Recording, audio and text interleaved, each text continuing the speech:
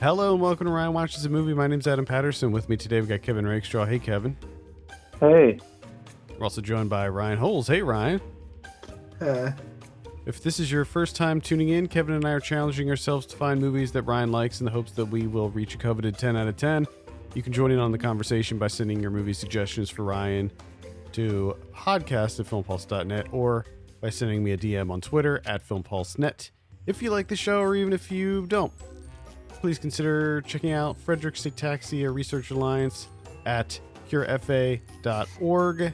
Thank you very much. Ryan, you wanted a sexy comedy. You wanted a sex comedy this week. So what do we have you watch? Wetlands. Now, there's a couple things, there's a couple caveats, there's a couple reasons that we gave you Wetlands, but the main thing was we were scrolling through dozens of sex comedies, teen sex comedies, and you either already saw them or they were utter trash. Like there were some 80s ones that I was considering, but they're all pretty bad. Like I was going to give you, I'll just say it because I don't think I'm going to give it to you. I was going to give you Zapped, which stars Scott Baio as a guy who has the ability to, he has like telekinesis and he can like, using his mind, he can like rip off girls' clothes and stuff. Sweet. Scott Baio makes me laugh. Oh, nice. Well, no, that wasn't serious. I was gonna say that's a weird thing to exclaim. Scott Baio makes me laugh. So anyway, I know that you're not a fan of subtitles, and Kevin and I discussed this, but we're like, what's the only way forward? What's the raunchiest? What do we got going on here? What's the raunchiest teen sex comedy we can come up with? The answer was easy. It's Wetlands. This is directed by David Wendt. I have a synopsis here. The adventures of an eccentric girl who has strange attitudes towards hygiene and sexuality longs for the reunion of her divorced parents. Ryan, tell us a little bit about Wetlands. A girl is obsessed with hygiene, and she's a bit neurotic, and you find out later in the movie it's because her mom was, and her grandma was, and her grandma's mom was. So she gets sterilized because she wants to end the streak of fucked up girls in her family. And then she proceeds to bang everyone randomly on the planet. And for one guy in particular, he prefers the shaved body hair, and she tries to do that and ends up cutting her asshole, and at the same time she has hernias. Hemorrhoids. Hemorrhoids. And she ends up in the hospital, and her plan is to make her mom and dad come and visit her and basically get back together. Meanwhile, she has a friend who is also pretty fucked up, and you eventually find out that she is pregnant. And the main girl thinks her life is over. And I'm sort of confused about the end. Like I saw what's happening, but there's something I had to miss. Okay, I know that she put that thing up her butt to make herself bleed again. And then she was talking to a friend, and they had to pulling out near the empty pool. And then she jumped in the pool, but I thought I was going to be it and she was going to die. But then she comes back, and at the end of the movie, talks to her little brother about all these visions and finds out that he has some too, and they embrace, and the movie is over. Well, to be clear about what you were confused about, the movie jumps around in time, so it's not linear. The most of what you see is flashbacks, so it jumps back and forth with her time in the hospital recovering from this untreated anal fissure that got badly infected, and she had to get off an operation. And So that's like present day. yeah, that's present. And then the rest of it, like her with her best friend and all of that stuff, that all happened in the past. And like the stuff with her as a kid and all that stuff. So when she tries to jump in the empty pool, how does she not die? Well, I don't specifically remember that, but I think that was just a fantasy. Like not everything is real. Like Yeah. some of the stuff is like a fantasy. Like the scene when she's talking about how her mom's biggest fear is getting in an accident and having people That see that was her my underwear is favorite. dirty. That was my favorite part. That part I laugh a lot because I know people like just like that. The biggest fear is having dirty underwear. Somebody But when, I mean, Christ, when I was alive, that man folded his dirty laundry. He was weird. Are- That kind of stuff. So what were your initial impressions on Wetlands? Initially, alright, let's go through a little timeline. What? He said, let's go through his timeline. I saw some photos. I thought it was a druid. I was like, oh man, I'm gonna hate this. And like 10 minutes later, I really didn't mind that much. But I do have to say, overall, this movie grossed even me out sometimes. Yes. I would hope so. I would be so freaked out if you were like, it's not that bad. Not gross at all. Europeans would like them and Asians, they're on a different level of like comfortability. Okay. I want to unpack that a little bit, that comment. Yes, I agree that Europeans are more comfortable with sexuality. I don't necessarily agree that Asians are also more comfortable with it. But in speaking in completely general terms, I think yes, Europeans by and large are more comfortable with sexuality. This movie, however, is way beyond what anyone, regardless of your nationality, is comfortable with. It is very deliberately crossing boundaries. Some of the time I was laughing. Some of the time I felt like a dirty old man because I was watching like the teenagers and hand their vagina.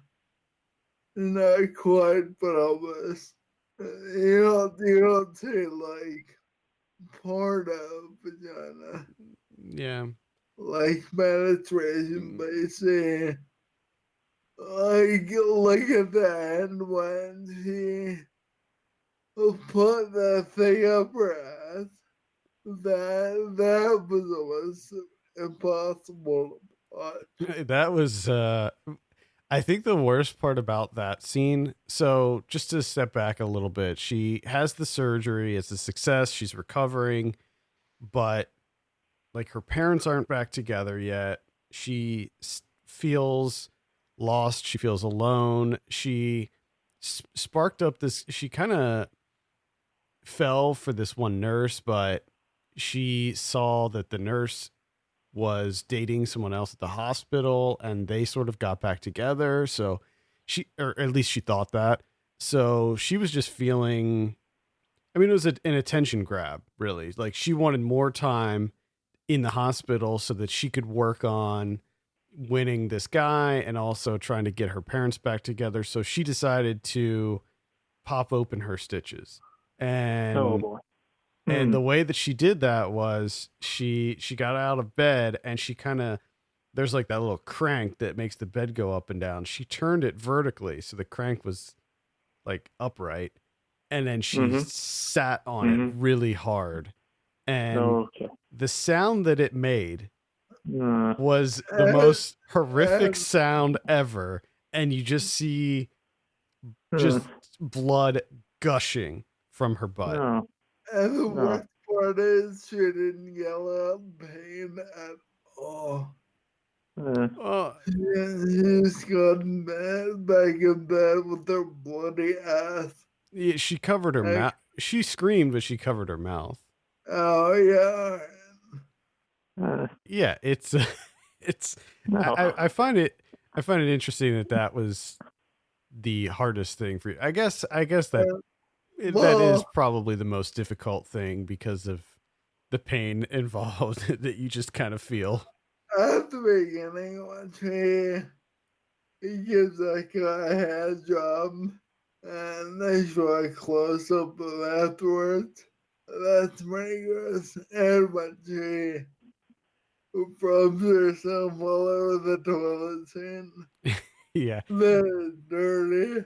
I think, yeah, so within the first 10 minutes of this movie, you're going to be able to gauge whether you're going to be able to stand it or not, because the first 10 minutes are really intense. The toilet scene in particular it's funny, but it's so revolting, where it's like the toilet from Train Spotting. And first of all, there's like 3 inches of water in this public restroom, and it's just straight brown. And she walks into this public restroom in her bare feet, and there's like all kinds of horrible things, all kinds of detritus floating in this bathroom. And she goes into the stall, and it's like the most disgusting toilet in the entire world. And of course, they're going like real close up. They're zooming right into the random horrible stuff that's on this toilet seat. That, aside from the gross stuff, that camera angle, like, that was something I never saw before. That's kind of cool.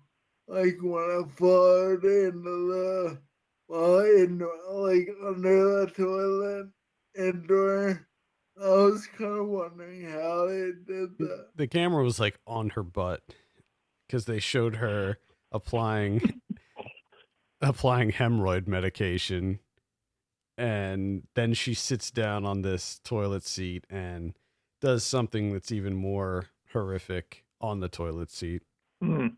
It's a pretty rough movie. No. It's funny. It is funny, but it's like, I mean, it takes gross out comedy to a whole new level.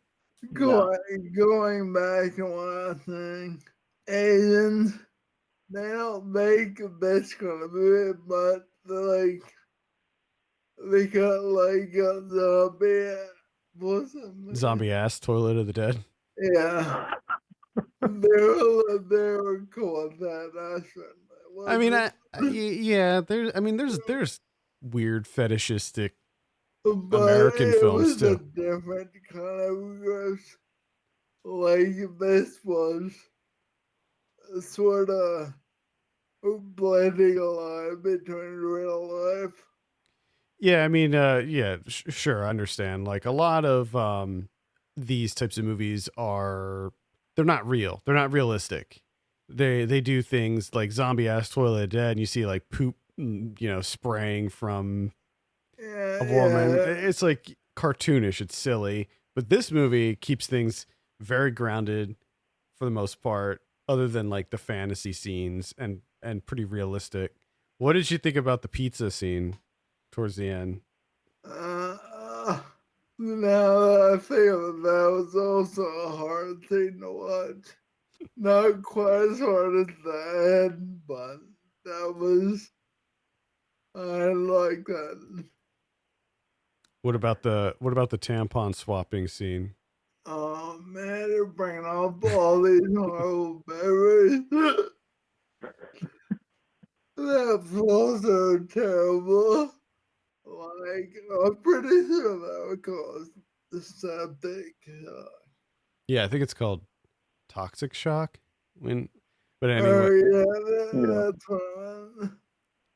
yeah, that was a pretty difficult scene. But there's other scenes, like the scene when she just takes all of the produce from the fridge and like bathes with it. Like even that, That was just weird to me. it reminded me. It almost reminded me of Gummo. Like that. Like there's a lot of like wet, like bathtub things in this movie where it's everything looks dirty and wet and just really gross. And like when the plant grew out of her, that Yeah, was also gross. she put an avocado pit inside of her, and a little avocado plant grew out of her. Mm. Mm-hmm. Mm-hmm. Mm-hmm. Yep. I remembered there was a disclaimer before this movie, and I had to look it up real quick.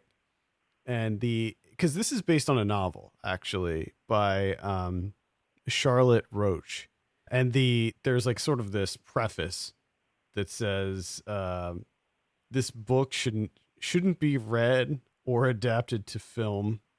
Uh, Uh, it's nothing more than a mirror of our sad society. Life has so much more to offer than the disgusting perversity of the human heart. We need God. And that was a letter to the editor and on. also, me and Chocolate every time she was like trying to get God in her life sarcastically, like with the statue. And then, oh, that was a great scene too. With the statue and the blood Yeah. that she gets for herself and puts it on the statue in public. Yeah. There's some other bodily things going on in this too. There's some shit stuff that happens in it as well when when she shit the bed, and also when her asshole essentially exploded into the doctor's face because of giant because she didn't treat the so there was the anal fissure, but she didn't treat it, so it blistered over, and there was like a giant blister that had to be burst. And when it burst, it went all over the doctor's face. Stuff like that makes me laugh. Ryan has a very, very specific sense of humor. Not, Peanut blister. not swapping tampons.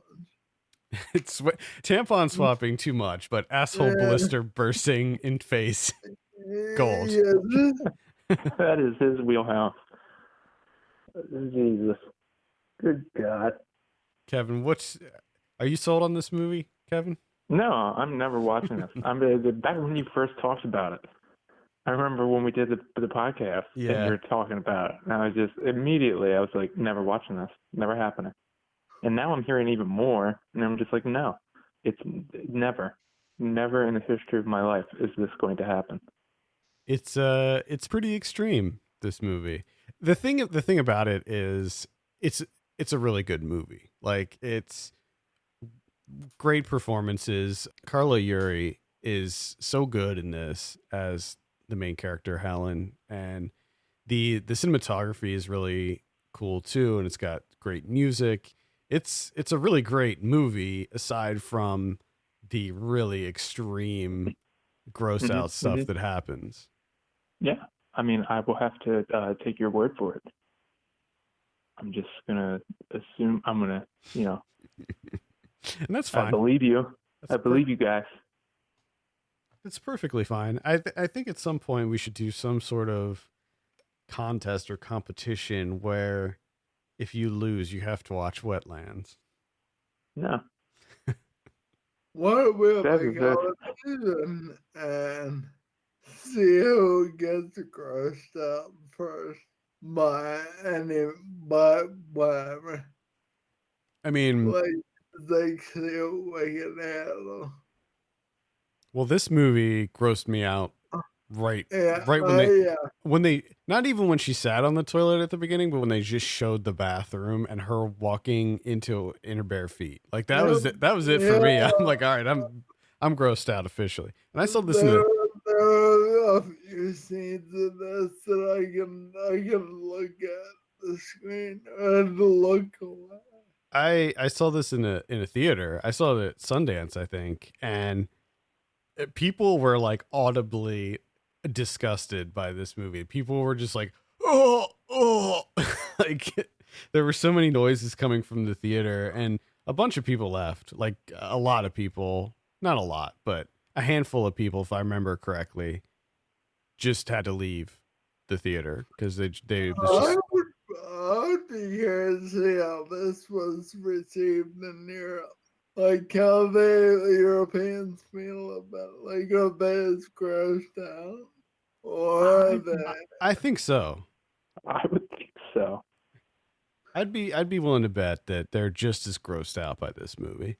I think this movie was for releases in certain countries. I think it did have to get edited down quite a bit. Now, and frankly, I don't even know. I know it came out in the US at some point, but I'm not sure like what the release situation was in the US. But I know they had to have had a hard time getting this released in the United States, because I know there's like multiple versions of it.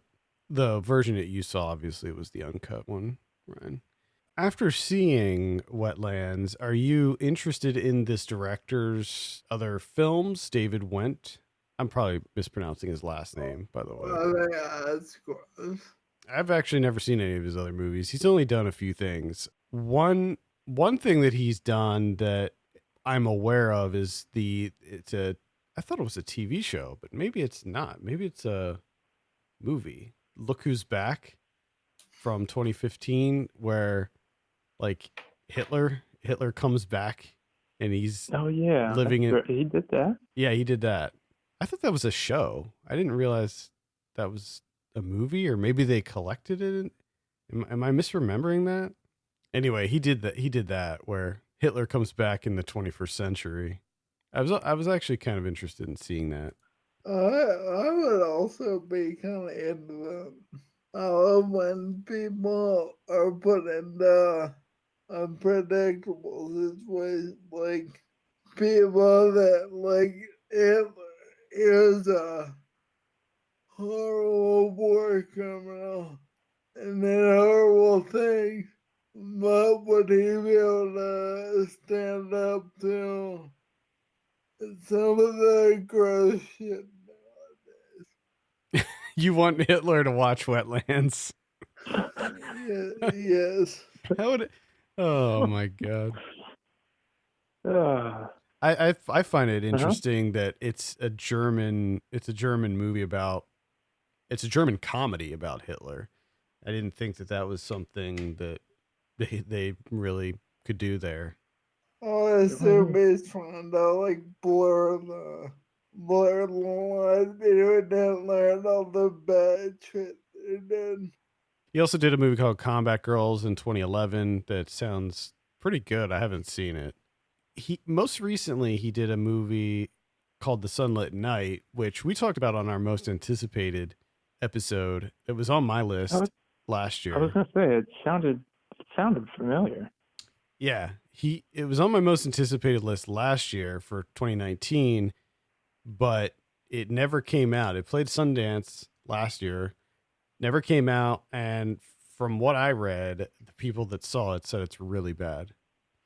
It seems it looks good, but I guess it's not good at all. But it's with it's with Gillian Anderson, Jenny Slate, and Zach Galifianakis, so it's got a pretty solid cast there. Yeah, it seems like that's a cast that would you would distribute that movie right regardless because of the cast. Like there's an audience for those people. It might just get dumped out on VOD or something this year. I don't know. I would be willing to bet that it'll pop up on something, some kind of streaming service or something this year. It's got to. Even if it's a complete piece of crap, what does it cost a streaming service to put it up on their platform? You know, nothing. Yeah. All right, Ryan, let's give you your drum roll on Wetlands. What are you going to give it? 7 out of 10. Oh, wow. Wow. It was a really cool movie. I mean, it was really fun and gross. But it was well made. Completely agree with you there. Now, I did like the camera trick and cinematography and stuff. Yeah, they did a lot of really cool camera stuff. Yeah, it was stuff I never saw before. There's a scene where they're like buying some weed from their weed guy, and their drug guy leaves his like can of drugs that has all these different types of drugs. He leaves it there by accident, and they end up consuming like, was it like 2,500 euros worth of drugs over the course of like several hours? Some real number. So there's a pretty fun, like, it's not a drug trip scene, sort of is, but they're just kind of going wild in Germany. And then they pay the price. Yeah. Because they both get sick as shit. Sure. Yeah, they definitely did. All right, what are you thinking about for next week, Ryan? Horror. Horror. All right. Yeah. Oh, here we go. It's a little bit easier for us. It's a lot easier, yeah. Because I'm just saying, like, because of the last show, and I think, you know, it's happened before, but anytime he says the teen sex comedy or sex comedy, it's just like there's no options. Yeah, I mean, but I am surprised that Wetlands worked out. So am I. I thought the German thing was going to be an immediate death sentence for that movie. So I'm really glad that it worked out. I'll be honest. I thought it would be at first, but it wasn't. Good. That's good. When there's movies I get into, then I don't necessarily like subtitles still, but they're tolerable. He was on the fence with the German stuff, but then you know it had those anal blisters that he enjoys, so he's fucking strapped in. He was ready. He's fucking weighing it. He had the whiteboard out with pros and cons. We almost gave you Extreme Movie from, what was that, from like 2003 or something, and it stars Michael Cera and Kevin Hart. I feel like I've seen that before. You probably have. You probably have. Like some sort of like extortion movie. There was just nothing. You saw everything. Like, as far as, yeah, that's the thing. Like anything that's good, you've seen, and you've also seen the ones that aren't good.